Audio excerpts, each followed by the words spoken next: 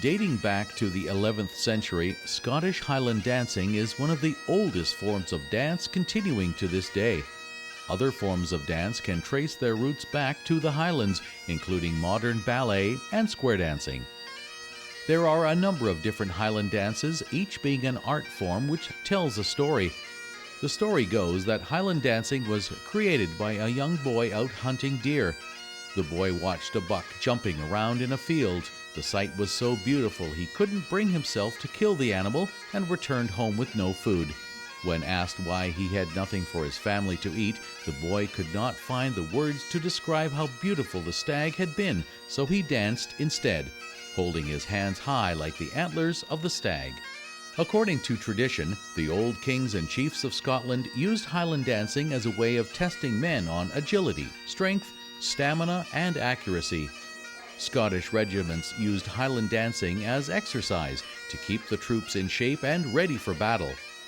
In a typical 6-step Highland fling, a dancer will jump nearly 200 times, the equivalent of running a mile.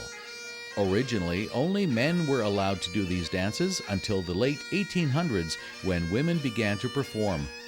Today, the ladies considerably outnumber male dancers. Samantha Oliver has been dancing for 4 years. Practicing twice a week, she enjoys performing a number of Highland dances, including the fling, sword, chanteuse, lilt, and reel. It keeps me fit and it's lots of fun. Usually I don't get too nervous. If I'm in front of very important people, I get nervous, I guess. Yeah. Traditional dancers wear kilts and socks or Highland hose to match, and above, either a waistcoat or jacket. New dancers usually begin at a young age.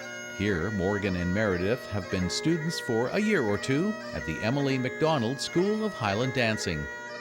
I love it, and I like my teacher very much, and I love to do Highland dancing.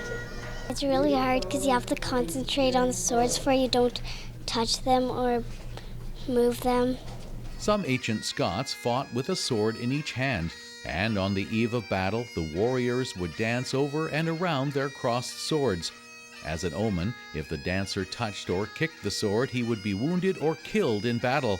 The penalties are somewhat less today, and in competition, a dancer may lose marks or be disqualified if a sword is touched.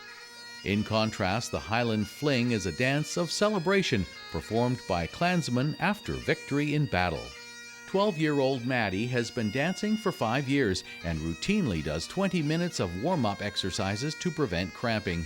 I like Highland dancing because it's a really fun thing to do, and it's an extra thing to do besides sports. And instead of doing other things around homework and stuff, I can get out of it. For Go Okanagan, this is Wayne McDougall in Penticton.